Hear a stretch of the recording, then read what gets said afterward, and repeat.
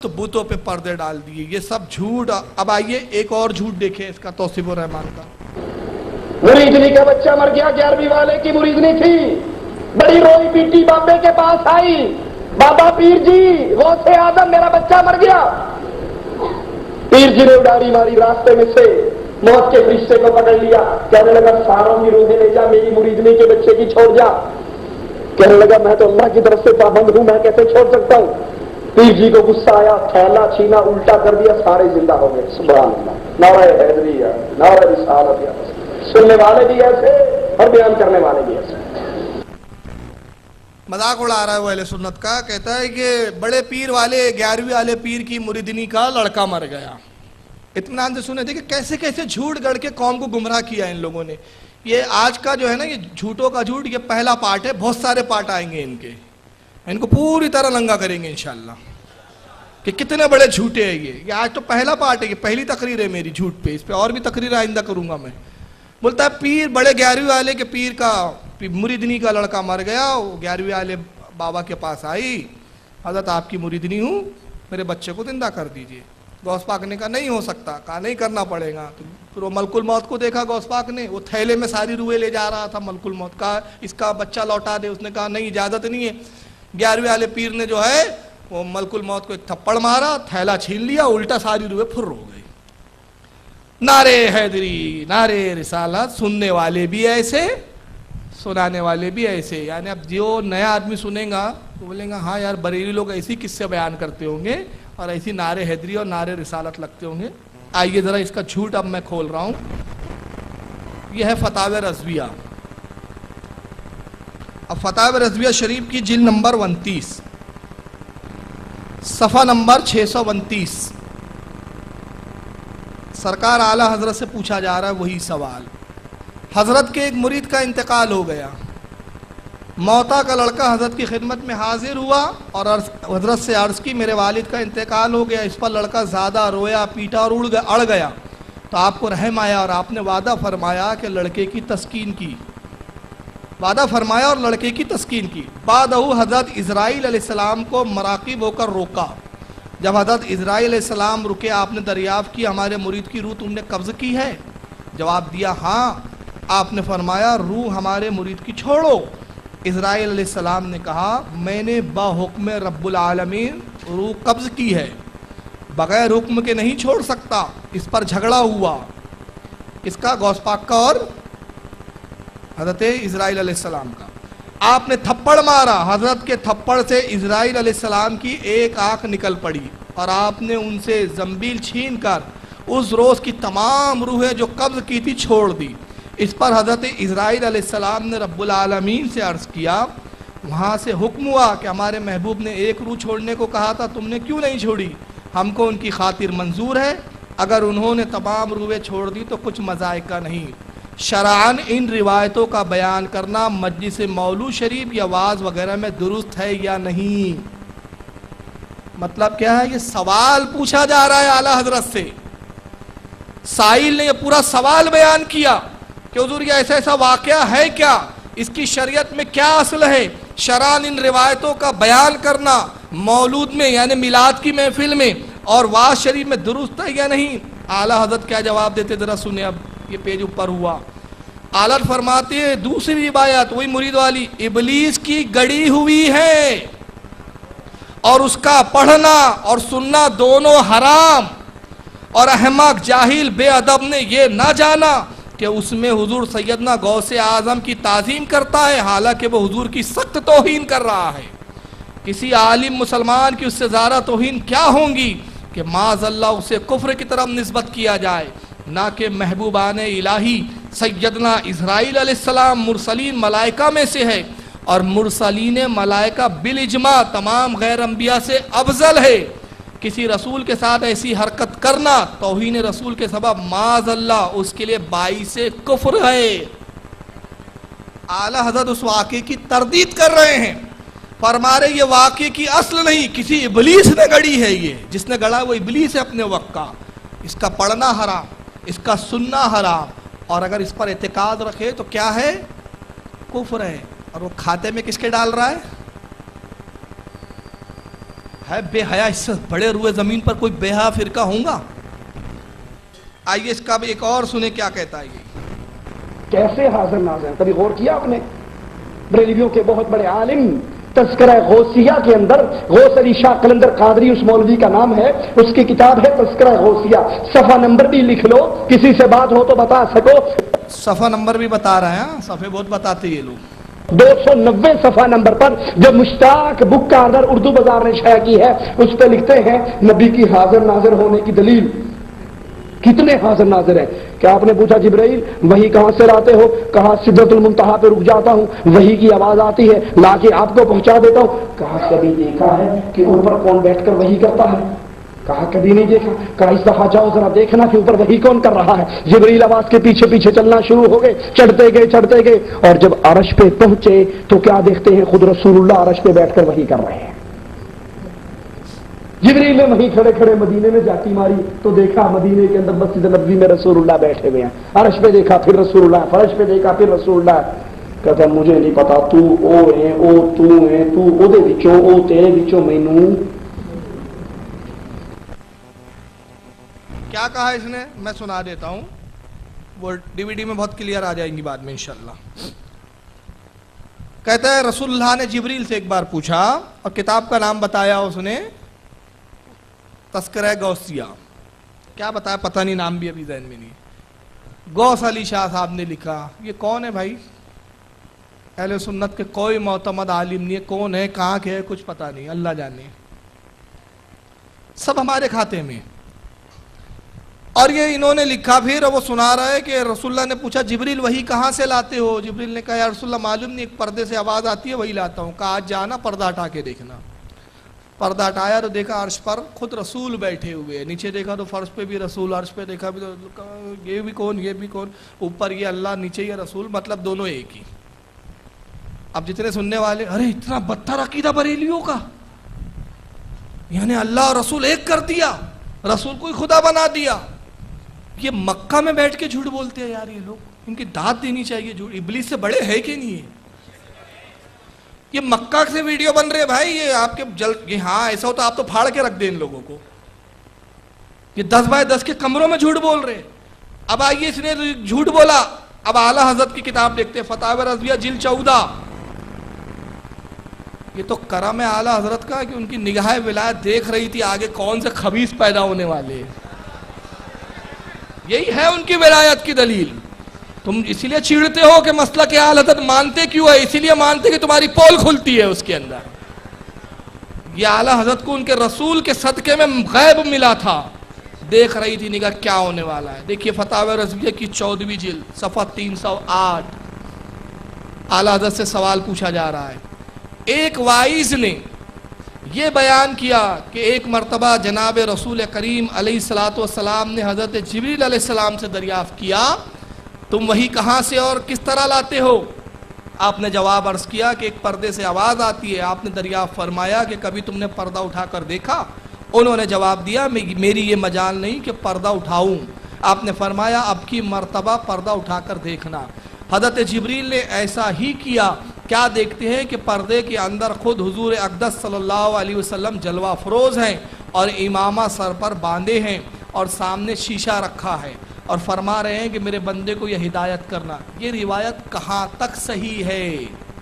اگر غلط ہے تو اس کا بیان کرنے والا کس حکم کے تحت میں داخل ہے؟ الجواب. اب اعلیٰ حضرت جواب دیتے یہ روایت محض جھوٹ، کذب اور افطرا ہے. یہ روایت جھوٹ ہے، افطرا یعنی تہمت باندھنا ہے، اور اس کا بیان کرنے والا ابلیس کا مسخرہ. کیا نگاہ ولایت تھی؟ جنہوں نے بیان کیا وہ اگر سنی تھے تو توبہ کر لی ہوں گی حالت کے فتوے کے بعد، مگر حالت کا اس کا بیان کرنے والا ابلیس کا مسخرہ. اور اب بیان کون کر رہا ہے؟ توصیف الرحمان. حالت کہتے اس کا بیان کرنے والا ابلیس کا مسخرہ. اور اگر اس کے ظاہر مضمون کا معتقد ہے، یعنی جیسا روایت بیان کی جا رہی ہے ویسا ہی مانتا ہے، تو صریح کافر. ہمارا امام ایسے روایتوں کے بیان کرنے والے کو کافر قرار دے رہا ہے اور یہ ہمارے کھاتوں میں ڈال رہے ہیں. اسی لیے میں سنیوں سے کہتا ہوں پڑھو یار. پڑھو، جب تم پڑھنے لگ جاؤ گے خدا کی قسم یہ تم سے بھاگتے ہوئے نظر آئیں گے۔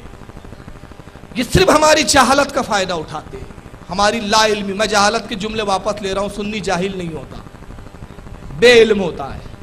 یہ صرف ہماری بے علمی کا فائدہ اٹھا رہے ہیں۔ جس وقت ہم پڑھنے لگیں گے نا یہ بھاگتے نظر آئیں گے، اور آپ دیکھ لو رکشے والے کے ساتھ بیٹھ جائیں گے۔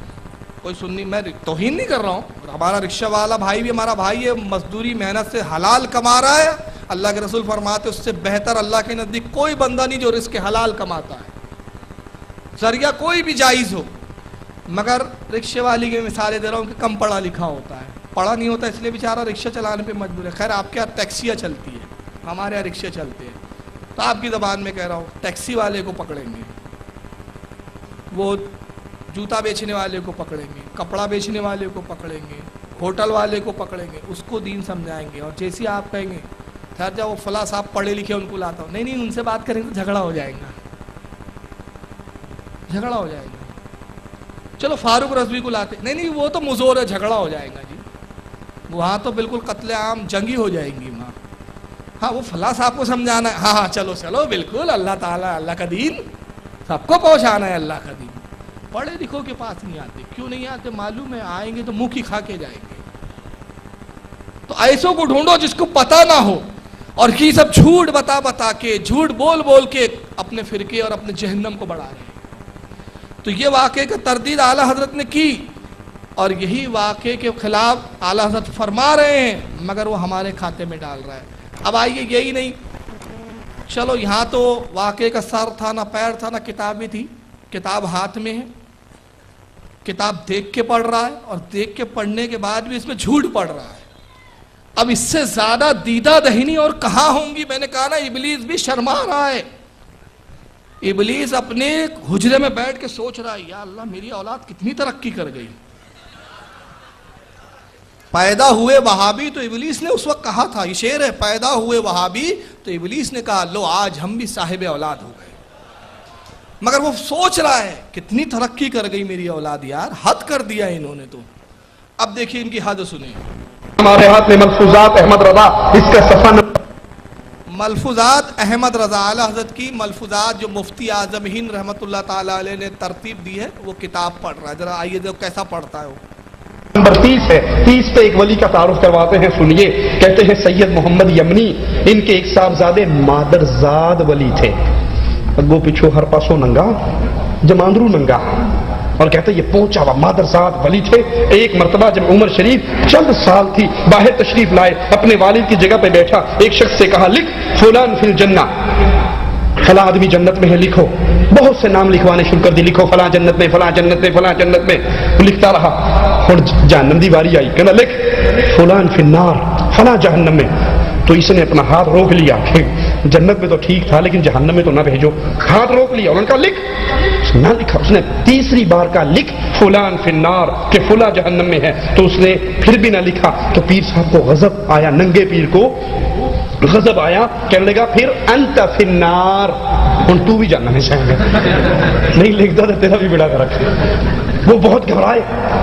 اتنی دیر میں بابا جی بھی آگے، اس کے والد صاحب، کہا حضرت آپ کے ننگے مادرزاد 2-4 سال کے ولی نے کہہ دیا فلاں جنت میں، میں نے لکھ دیا، اب کہا فلاں جہنم میں لکھ، میں نے نہیں لکھا، تو مجھے کہہ دیا تو بھی جہنم میں۔ تو اس نے پوچھا کہ تو یہ بتا کہ میرے بیٹے نے انت فی النار کہا تھا یا انت فی جہنم کہا تھا؟ کہا نہیں، اس نے کہا تھا انت فی النار، کہ تو آگ میں جائے گا، یہ کہا جہنم کا لفظ نہیں بولا۔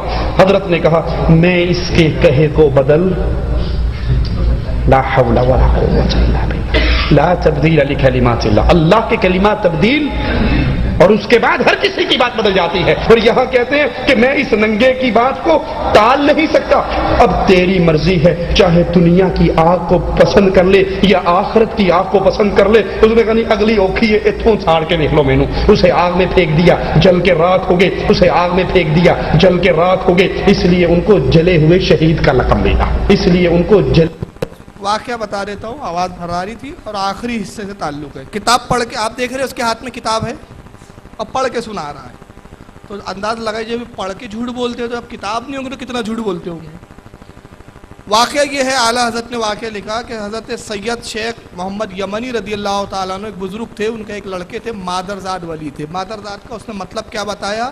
آگے پیچھے سے ننگا، جمانگرو ننگا، بنگالی اس میں بول رہا ہے پنجابی میں، یعنی پورا کھلا ہوا ننگا۔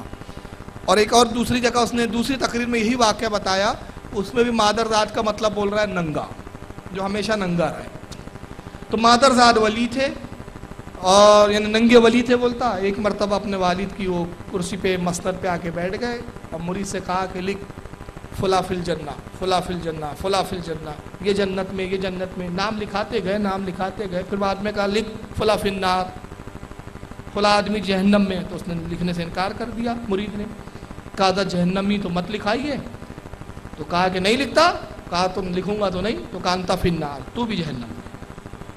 یہ ان کے والد کے پاس گئے، سید یمنی کے پاس۔ اب یہاں تک واقعہ تو ٹھیک پڑھا اس نے، اب آگے جملوں میں جو اس نے تحریف کیا وہ بتاؤں گا میں۔ سید یمنی کے پاس گئے، کہا آپ کے ننگے مادرزاد ولی نے مجھے جہنمی کہہ دیا۔ کہا انتا فی جہنم کہا یا انتا فی النار کہا؟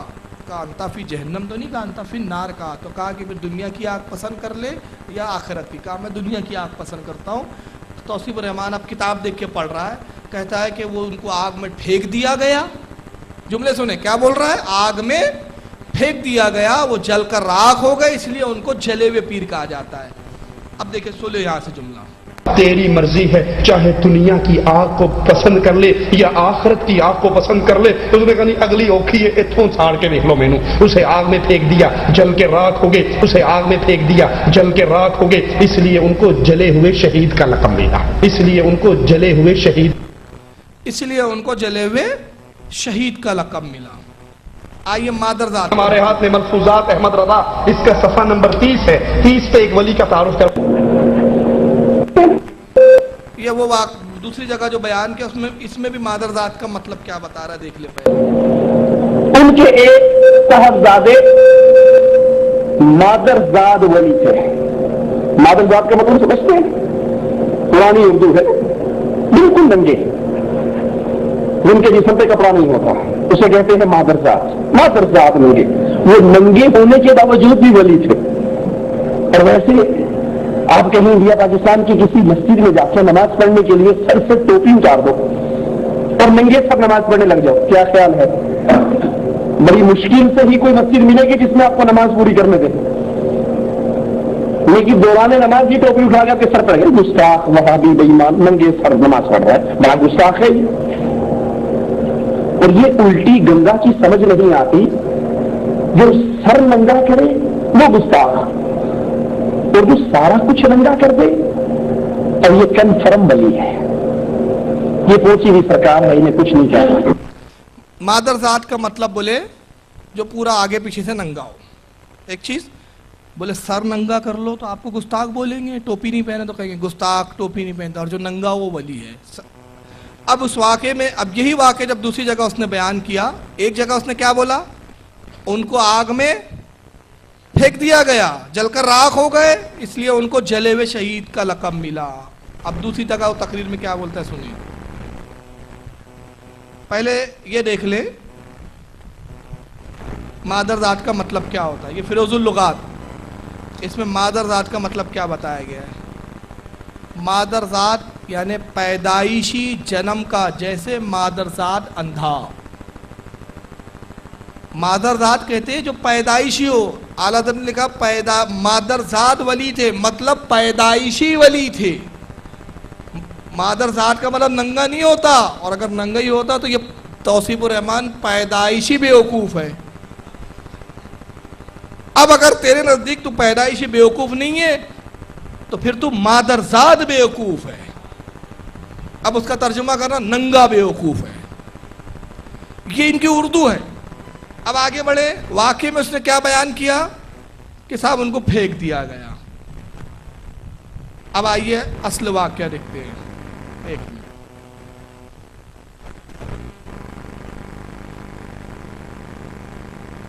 یہ اصل واقعہ اعلیٰ حضرت نے وہی ملفوظات، اب اعلیٰ حضرت کیا لکھتے ذرا دیکھیے۔ سید محمد یمنی رضی اللہ تعالیٰ عنہ کے ایک صاحبزادے مادرزاد ولی تھے۔ ایک مرتبہ جب عمر شریف چند سال کی تھی، باہر تشریف لائے اور اپنے والد ماجد کی جگہ تشریف رکھی. ایک شخص سے کہا لکھ فلاں فی الجنہ، یعنی فلاں شخص جنت میں ہے. یوں ہی نام بنام بہت سے اشخاص کو لکھوایا. پھر فرمایا کہ لکھ فلاں فی النار، یعنی فلاں شخص دوزخ میں ہے. انہوں نے لکھنے سے ہاتھ روک لیا. آپ نے پھر فرمایا انہوں نے نہ لکھا. آپ نے سہ بارہ ارشاد کیا. انہوں نے لکھنے سے انکار کر دیا. اس پر آپ نے فرمایا انت فی النار، تو آگ میں ہے. وہ گھبرائے ہوئے ان کے والد ماجد کی خدمت میں حاضر ہوئے. حضرت نے فرمایا انت فی النار کہا یا انت فی جہنم؟ عرض کی انت فی النار فرمایا. حضرت نے ارشاد فرمایا میں اس کے کہے کو بدل نہیں سکتا، اب تجھے اختیار ہے، دنیا کی آگ پسند کر یا آخرت کی. عرض کی دنیا کی آگ پسند ہے. ان کا جل کر انتقال ہوا. حدیث میں آگ کے جلے ہوئے کو بھی شہید فرمایا ہے. ان کو آگ میں پھینکا نہیں گیا، ایک حادثے کے طور پر وہ آگ میں جلے، اور عالت کہتی ہے جو حادثے میں جل جاتا ہے اس کو شہید فرمایا گیا ہے حدیث کے اندر. اور یہ واقعے میں کتاب دیکھ کے کیا پڑھ کے بتا رہا ہے کہ ان کو آگ میں پھینکا گیا. مطلب یہ کہ ایک زندہ آدمی کو آگ میں جلا دیا گیا، اس لیے ان کو جلے ہوئے شہید کہا جاتا ہے. وہ کا لفظ جلے ہوئے شہید کہا جاتا ہے. اور یہی واقعہ جب ایک دوسری جگہ اس نے بیان کیا تو اس میں دیکھیے اور کیا جملے اس نے بدلے. اب یہ آگ میں جائے گا تو اس کے والد صاحب کہنے لگے اچھا یہ بتاؤ انت فی جہنم کہا تھا یا انت فی النار کہا تھا؟ کہا نہیں حضرت جہنم نہیں کہا، انہوں نے نار کہا تھا. کہا میں اس کے کہے کو بدل نہیں سکتا. اس نے اب جو کہا ہے وہ تو ہو کر رہے گا. تجھے اختیار ہے چاہے دنیا کی آگ میں جل کر بابا جی کا کہاوا پورا کر دے یا جہنم کی آگ میں جلنا. اس نے کہا نہیں حضرت میں تو دنیا کی آگ میں ہی جلوں گا. فوراً آگ بھڑکائی گئی اور اس کو آگ میں ڈالا گیا اور وہ جل گیا، کیونکہ ننگے مادر زاد ولی نے کہہ دیا تھا کہ یہ آگ میں ہے. اب جو اس نے کہا وہ تبدیل نہیں ہو سکتا. اب اس واقعے میں خود بدل دیا. دیکھو بولتا ہے فوراً آگ دھڑکا ہی گئی اور ان کو آگ میں پھینک دیا گیا، کیونکہ مادر زاد ولی نے کہا. بتائیے کتنا جھوٹ بولتے ہیں یہ لوگ. جھوٹ کے قصے تو بہت